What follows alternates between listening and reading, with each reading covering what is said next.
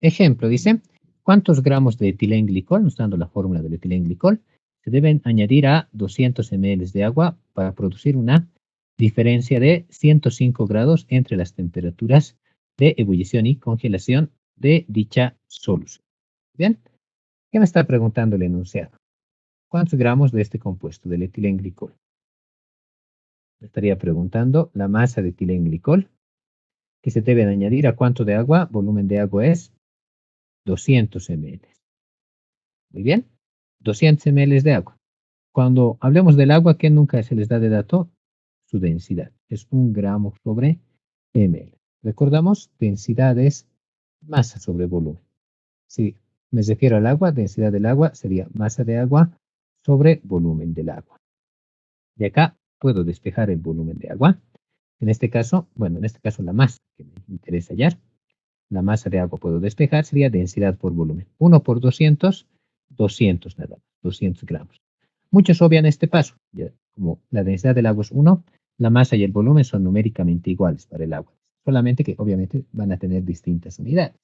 Muy bien, ahí está, tenemos la masa de agua. Y bueno, acá está tal vez la parte importante de este enunciado. Dice, debemos producir una diferencia, dice, de 105 grados entre la temperatura de ebullición y congelación de la solución. ¿Cómo podríamos interpretar esto? A ver, ¿qué diríamos? Tenemos que producir, a ver, para no hacerlo muy extenso, una diferencia. ¿Qué es diferencia? Pues es la forma en la cual habitualmente nos referimos aquí a la resta. ¿Entre quiénes dice? A ver, lo voy a copiar en forma más compacta. Temperatura de ebullición y congelación de la solución. La temperatura de ebullición de la solución y la temperatura de congelación de la solución. A esto hacemos referencia. Entonces, ¿qué nos está indicando esta parte del enunciado, esta condición? Que a la temperatura de ebullición de la solución y la temperatura de congelación de la solución, ¿qué ocurre? Usted hace la diferencia, hace la resta de estos dos valores. ¿Cuánto debería darnos? Dice 105 grados centígrados. Esta es la condición que nos interesa. Ecuación número 1. ¿Sí? Esta es la ecuación que plantea o plasma esta condición del problema. Otra vez, para producir una diferencia de 105 grados. Entonces, al restar estas dos temperaturas, me debe dar 105 grados centígrados. ¿Qué deberías restar? ¿Diferencia entre quién? Temperatura de ebullición, ahí está. Y temperatura de congelación de la solución. Hacemos esta diferencia y me debería dar 105 grados. Ahora bien, ¿qué más podría decir? Aquí, esta condición me está mezclando dos propiedades coligativas. Ebullición y congelación. Aumento del punto de ebullición, descenso del punto de congelación. Diremos, además, como sabemos, si desean, como sabemos, ¿qué indica la propiedad de aumento del punto de ebullición? Dice, variación de temperatura de ebullición es constante ebullioscópica por molalidad. Muy bien. ¿Qué dice la propiedad del punto de congelación? Descenso del punto de congelación es casi lo mismo, ¿sí o no? Solamente que usamos el subíndice C. Variación de temperatura de congelación es constante crioscópica por molaridad. ¿Qué podemos hacer con estas dos ecuaciones? Pueden sumar, restar, dividir las ecuaciones, ¿verdad? ¿Qué podríamos hacer acá? A ver, algo que nos ayude a resolver el sistema. Una opción sería sumar. ¿Vean? Sumamos estas dos ecuaciones. ¿Qué voy a tener? Sumamos las dos, diríamos, variación de temperatura de ebullición más variación de temperatura de congelación es constante ebullioscópica por molalidad, ahí está, más constante crioscópica por molalidad. ¿Qué puedo hacer? En el segundo miembro, pues más de uno puede ver que podemos factorizar la molalidad. Muy bien.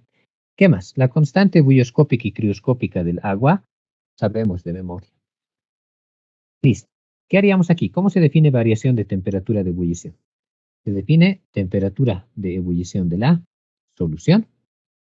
Ahí está. Menos temperatura de ebullición del solvente. ¿Quién es el solvente en este ejercicio? Es el agua.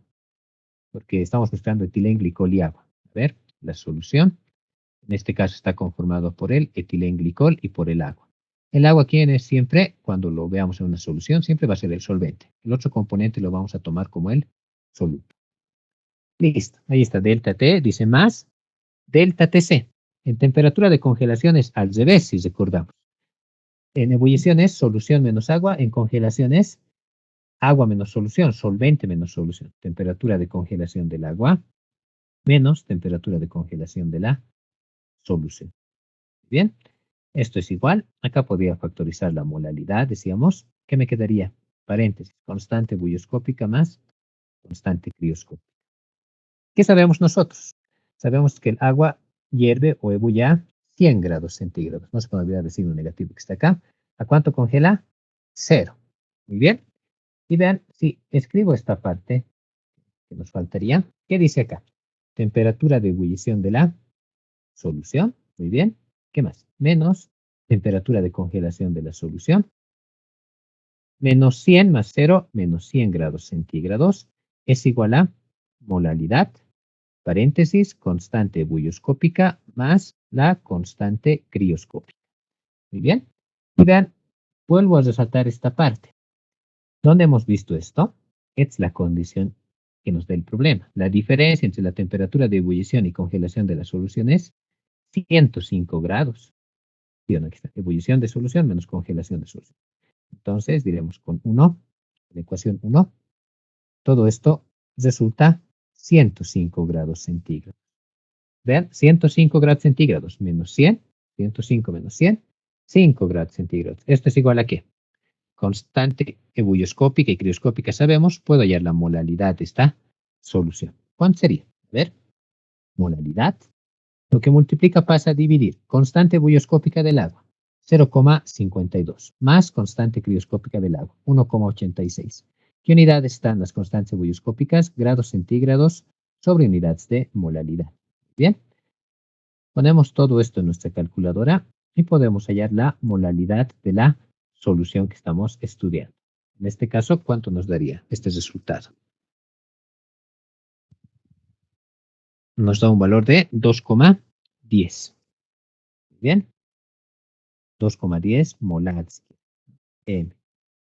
¿Listo? ¿Qué más? ¿Qué es lo que me pregunta el enunciado? ¿Cuántos gramos de etilenglicol? Esta masa quiero hallar. ¿Qué deberíamos recordar? Una forma de hallar molalidad que hemos visto anteriormente, ¿qué indica? Molalidad, dice, es igual a masa de soluto por 1000. Todo esto entre masa de agua por peso molecular del soluto. Bueno, masa del solvente. El solvente es agua, entonces masa de agua. Nuestro soluto, ¿quién es? Es el etilenglicol. Acá esto podríamos posar, podríamos poner masa del etilenglicol, peso molecular del etilenglicol. ¿Listo? ¿Qué datos tenemos? Tenemos la molalidad. La masa de agua tenemos, era 200 gramos, si no me equivoco. Sí, 200 gramos. 200 gramos. 1000 es un dato, una constante. Y bueno, peso molecular del etilenglicol. El etilenglicol tiene esta fórmula molecular. Es un diol porque tiene dos grupos oxidrilos. Y bueno, su fórmula molecular es lo que se nos da en el problema. 2 carbonos, 2, 4, 5, 6 hidrógenos, 2 oxígenos. De esta forma se les presenta el etilenglicol acá en el enunciado. Ahí está. ¿Pueden calcular su peso molecular tranquilamente? Sí. Peso atómico de carbono, 12. Peso atómico del hidrógeno, 1. Peso atómico del oxígeno, 16. Por hay 2 carbonos. Por hay 6 hidrógenos. Por hay 2 oxígenos. 16 por 2, 32. Más 6, 38. 12 por 2, 24. Muy bien. ¿Cuánto haría todo esto?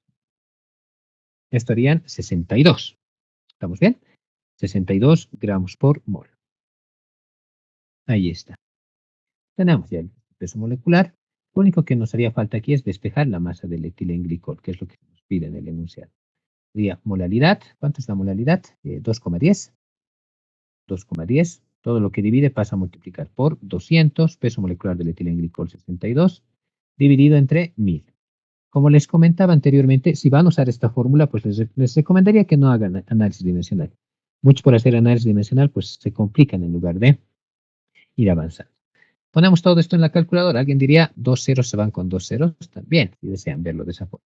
2,10 por 62 entre 10. Esto nos da un valor de 26,04. ¿Qué unidades? Pues va a estar la masa en gramos. ¿Recuerdan? Si usan esta expresión. Esta masa tiene que estar en gramos. Indica. El peso molecular tiene que estar en gramos sobre mol. Si trabajamos de esta forma, pues no vamos a tener lío o ningún problema al momento de hallar los resultados. Y esta sería la respuesta del ejercicio que se plantea.